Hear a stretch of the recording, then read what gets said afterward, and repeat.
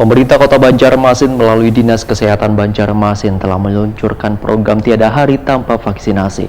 Sehingga untuk mencapai herd immunity, pemerintah kota kembali melaksanakan vaksinasi massal gratis di Siring 0 km Jalan Jenderal Sudirman, Banjarmasin Tengah, besokan Minggu 31 Oktober 2021. Pemerintah Kota Banjarmasin melalui Dinas Kesehatan Banjarmasin telah meluncurkan program tiada hari tanpa vaksinasi. Sehingga untuk mencapai herd immunity atau kekebalan kelompok di Kota Seribu Sungai ini, maka pemerintah kota kembali melaksanakan vaksinasi massal gratis di Siring 0 km Jalan Jenderal Sudirman, Banjarmasin Tengah, besokan Minggu 31 Oktober 2021.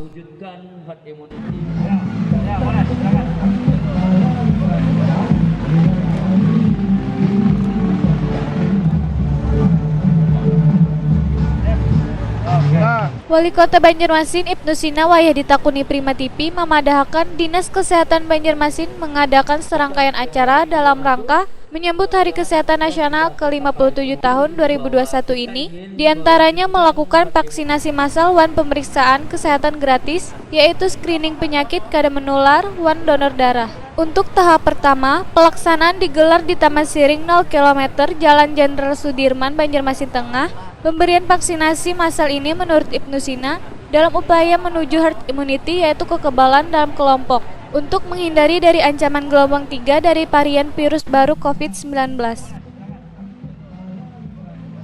Pertama, alhamdulillah hari ini kita bisa laksanakan vaksinasi dalam rangkaian Hari Kesehatan Nasional ke-57 tahun 2021. Temanya sebetulnya luar biasa, sehat negeriku, tumbuh Indonesiaku, Banjarmasin menuju herd immunity.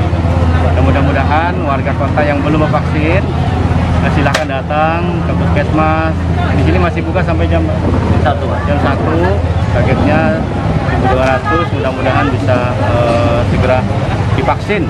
Ya, terima kasih kepada Institusi Keuangan, OJK, BCA hari ini yang mensupport untuk acara ini, dan juga semua pihak yang sudah mendukung suksesnya pelaksanaan vaksinasi di semua sektor dan juga di semua sudut kota Banjarmasin.